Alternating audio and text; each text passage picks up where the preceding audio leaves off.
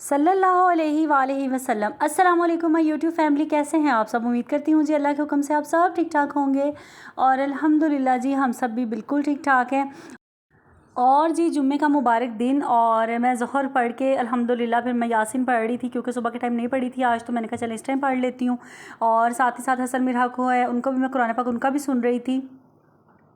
और आप सबको भी जुम्मा बहुत बहुत मुबारक हो। जुम्मे वाले दिन आपको पता है ज़्यादा से ज़्यादा दुआएं करनी चाहिए क्योंकि बहुत ही कबूलियत की घड़ियां होती हैं इस जुम्मे के दिन में। और कहते हैं असर से मगरिब के दरमियान तो यकीनन कोई ना कोई ऐसी घड़ी ज़रूर होती है कि जिसमें आपकी दुआ जो है वो फ़ौरन से कबूल हो जाती है।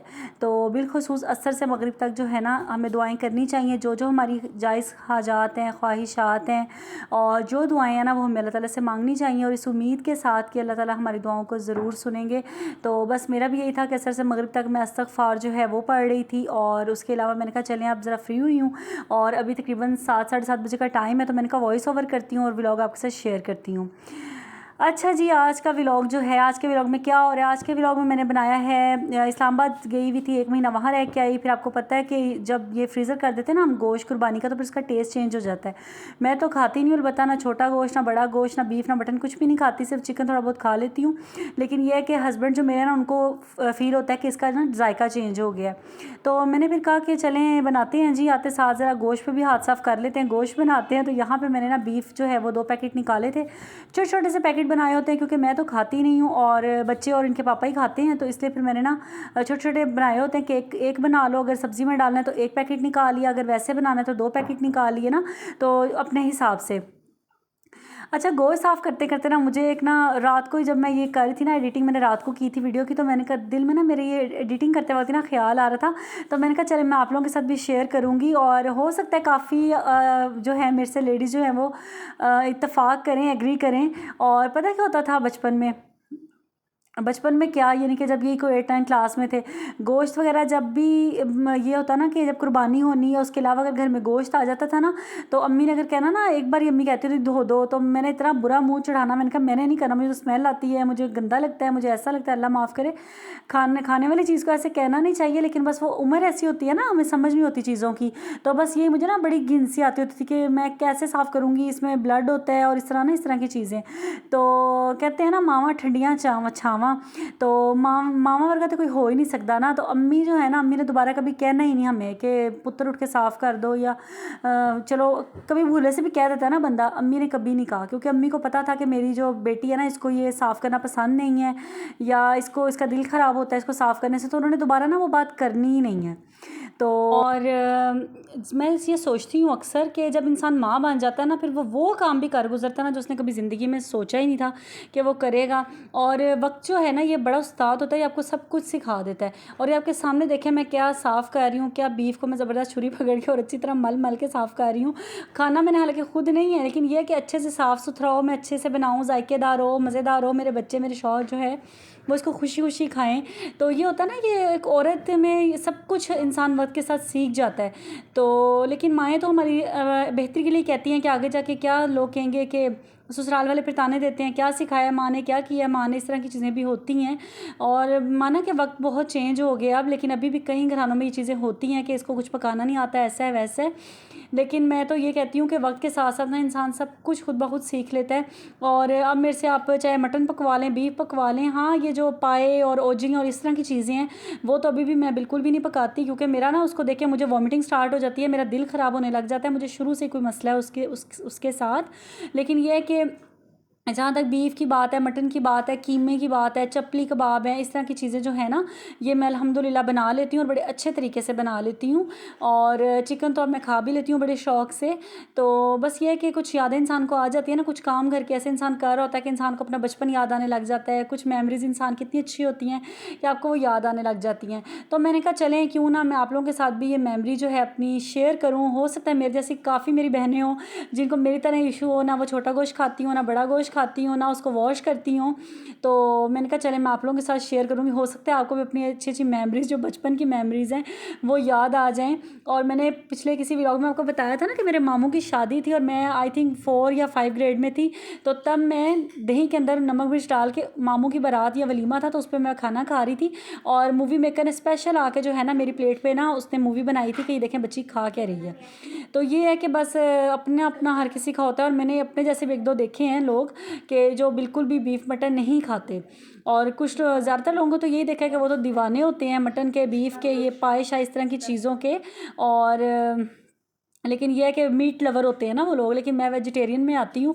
और बल्कि दालें दालें कह लें, मैं दालों वाली हूँ, मुझे दालें ही दालें दे देना, मैं खाई जाऊँगी, मैं दालें खाने से कभी भी नहीं थकती। तो बस ये थी कुछ बातें जी दिल की, मैंने कहा चलें आपके साथ शेयर करूँ। और यहाँ पे मैंने जो है ना बीफ को अच्छे से वॉश कर रही हूँ, इसको वॉश करूँगी। और इस्लामाबाद से वापस आई हूँ तो घर में मसाले तो पड़े हुए थे, लेकिन सब्ज़ी जो है वो ख़त्म हुई हुई थी, और फ्रीज़र मैंने किए हुए थे टमाटर के, ख़राब ना हो जाएँ। बस 3-4 टमाटर निकालूंगी फ्रीज़र से, उनका छिलका उतारूंगी, उनको कट करूंगी। फिर छोटे छोटे से 4-5 प्याज पड़े हुए थे, मैंने कहा चलें ये जो चीज़ें पड़ी हैं ना पहले इनको ख़त्म करती हूँ, फिर फ्रेश चीज़ें ख़रीदूँगी और इनकी सब्ज़ी वगैरह, और फिर जो प्रॉपर ना अपना सिस्टम शुरू करूँगी। और आज तो मैंने ये बीफ जो है, ये शाम का टाइम है, मगरिब की नमाज़ के बाद जो है मैं किचन में आई थी। इससे पहले मैंने कपड़े शपड़े धो के और सारे ना फैलाए हैं, लेकिन बादल इतने आ गए थे एकदम से, फिर मैंने अंदर कमरे में ही फैलाए हैं, वो भी अभी आपको दिखाऊंगी। और उसके अलावा बस ज़रा स्पीड मैं तेज़ करती हूँ कि जल्दी जल्दी से जो है ना गोश्त जो है वो धुल जाए। और चले स्पीड तो मैंने तेज़ कर दी है, इसके साथ साथ आपके साथ एक बात भी शेयर करती हूँ। आपको सबको पता है कि बरसात का जो मौसम है जी शुरू हो चुका है, मानसून का, और इसमें जी कीड़े जो हैं बस उनकी आमद हो जाती है। तो इसलिए आपने 2-3 बातों का ख्याल रखना है। अगर आपकी छोटी फैमिली, जिस तरह मेरी छोटी सी फैमिली है, और आपने क्या करना है, आपने मसाले की क्वांटिटी उतनी ही रखनी है जितनी आपकी 15 से 20 दिन में यूज़ हो जाए। आटा और चावल दालें आपने इतनी लानी है जितनी जो है ना आपसे आप 1 से 2 बार में पका लें। यानी कि मैं 1 पाव दाल बनाती हूँ ना तो मेरी 2 टाइम के लिए काफ़ी होती है, तो इसलिए मैंने आधा किलो या पाव के ही आप कह लें कि पैकेट्स मंगवाए हैं, ताकि मेरा 1 महीना आराम से गुजर जाए। नेक्स्ट मंथ फिर क्योंकि कुछ लोग होते हैं ना वो किलो दालें ग्रॉसरी करते हैं, तो 1 किलो दालें, 1 किलो चने, इस तरह की चीज़ें उठा लेते हैं। तो इसलिए आपने इन चीज़ों का ध्यान रखना है। सिर्फ 2 माह की बात है, जब बरसात का मानसून का स्पेल जो है वो चला जाएगा, देन उसके बाद आप फिर अपनी जितना मर्ज़ी ग्रॉसरी करें। और ये कपड़े चेक करें, आप मौसम देखें ना आपने किस तरह बादल आए हुए हैं काले काले से, तो इसीलिए कपड़े जो है वो मैंने एहतियातन आधे अंदर बिछा दिए थे, छोटे छोटे थे कि हवा से उड़े ना, हवा भी एकदम से तेज़ चल जाती थी। और बरसात में तो फिर यही होता है, कभी बारिश एकदम धूप निकल आती है, फिर बारिशें अचानक से होने लग जाती हैं। तो बस ये अल्लाह ताला खैर व आफ़ियत के साथ जो मानसून का पहले ये भी गुजर जाए। कुछ लोगों के कच्चे मकान होते हैं और बड़ी बड़ी तबाहियाँ सुनते हैं ना न्यूज़ में, तो अल्लाह ताला सब पे अपनी रहमत करे और खैर व आफ़ियत की अल्लाह ताला बारिशें करे। और यहाँ पे जी गोश्त जो है अच्छे से मैंने वॉश कर लिया था, उसको स्टेन होने के लिए रख दिया था, जो एक्स्ट्रा उसका पानी था वो सारा निकल गया था।